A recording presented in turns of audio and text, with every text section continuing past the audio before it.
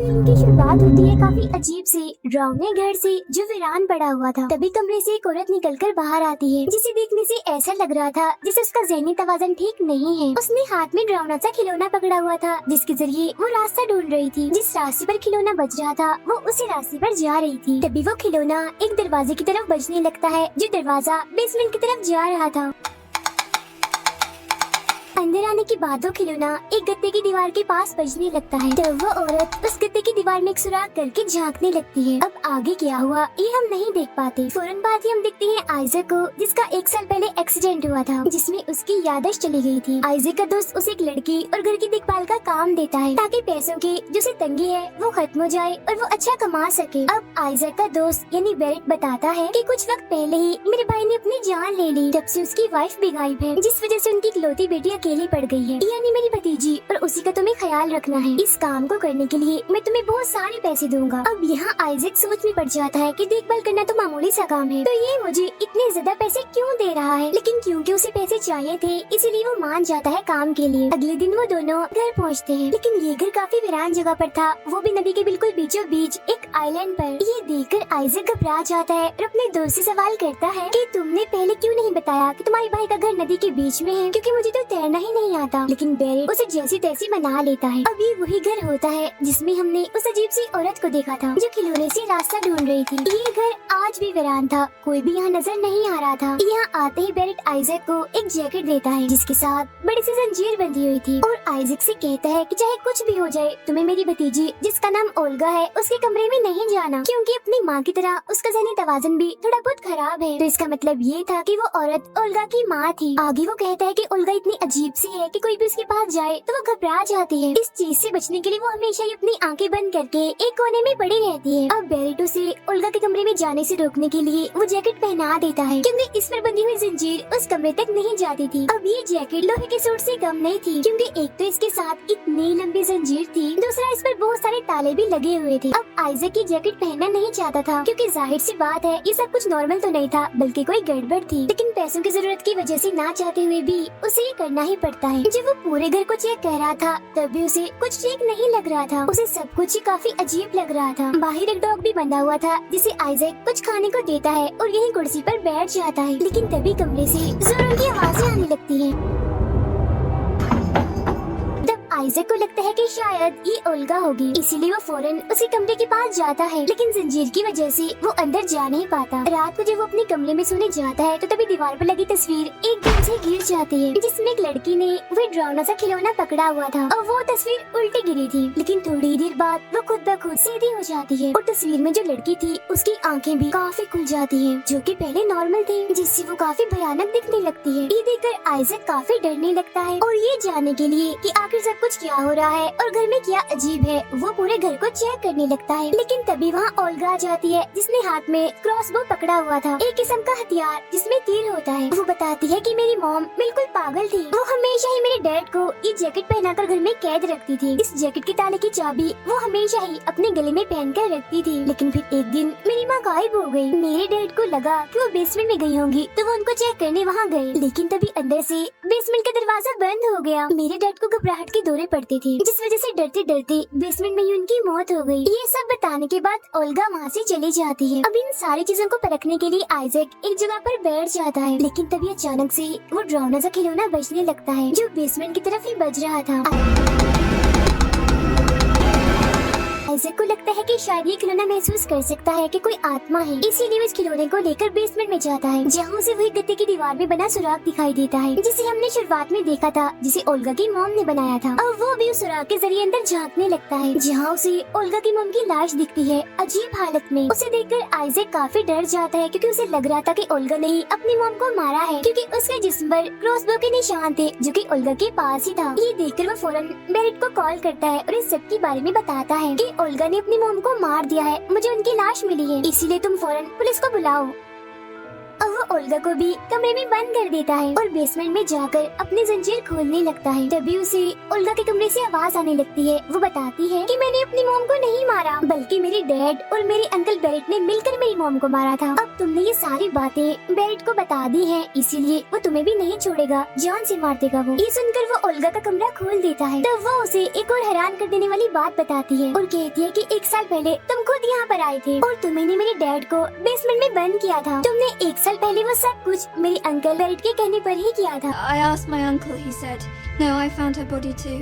लेकिन आइजैक को कुछ भी याद नहीं था, इसीलिए वो कुछ समझ नहीं पाता। वो कहता है कि मुझे भी बेरेट ने बताया था कि तुम्हारा ज़हनी तवाज़ुन ठीक नहीं है, इसलिए तो तुम ये सब बातें कर रही हो, क्योंकि आज से पहले मैं इस घर में कभी नहीं आया। फिर वो दोबारा से बेरेट को कॉल करता है और कहता है कि ओल्गा जी वो बुरी बातें कर रही है, उसे समझाओ तुम। लेकिन फोन पर उल्टा वो ओल्गा को ये बताता है कि तुम्हारे माँ बाप के साथ जो भी हुआ वो मैंने नहीं बल्कि आइजैक ने किया। ये सुनते ही वो काफी हैरान होता है और ओल्गा से कहते है कि मैंने कुछ नहीं किया, ना ही मैंने तुम्हारे माँ बाप को मारा है, लेकिन फिर भी अगर तुम्हें ऐसा लगता है कि सब मैंने किया तो बेशक तुम पुलिस को बुला सकती हो। लेकिन वो ऐसा नहीं करती। अब आइजैक बेसमेंट में चला जाता है ताकि वो अपने जैकेट में लगी जंजीर को खोल सके, लेकिन वो नहीं खोल पाता। अब वो एक सुराख के जरिए ओल्गा के कमरे में रखी हुई चाबी को चुराने की कोशिश करता है, लेकिन ओल्गा उसे देख लेती है और गुस्से में उसकी उंगली तोड़ देती है।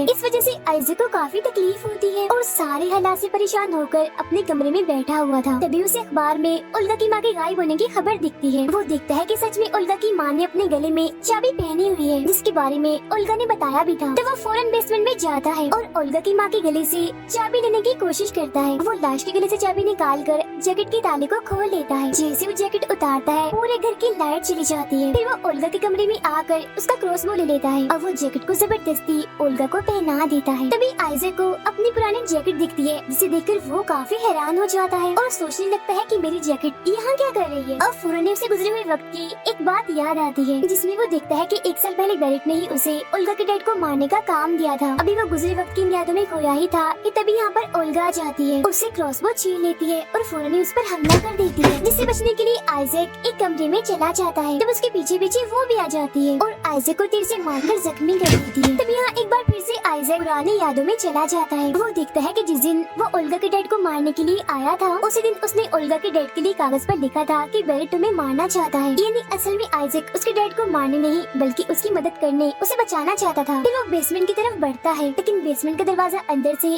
पहले किसी ने बंद कर दिया था, मगर फिर भी वो जैसे तैसे दरवाजा खोलकर अंदर आ जाता है और देखता है कि ओल्गा के डैड काफी बुरी हालत में है। उनकी हालत इतनी खराब थी कि आइजैक तो दंग रह जाता है और डर कर वहाँ से भाग जाता है।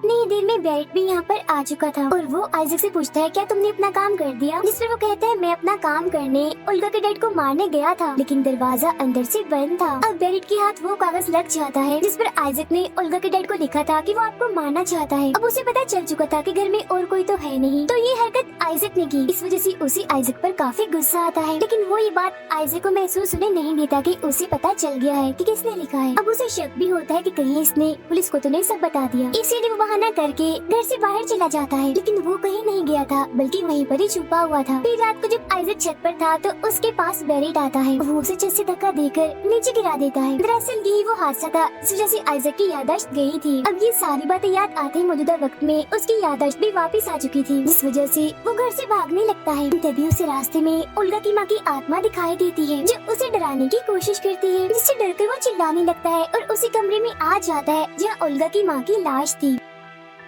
अब आइजैक गत्ते की बनी उस दीवार को काटने लगता है, लेकिन साथ ही उसके बहुत करीब लाश पड़ी हुई थी, जिसे देखकर वो बार बार डर रहा था क्योंकि उसकी आंखें खुली हुई थी। अजीब तरह से वो मुस्कुरा रही थी,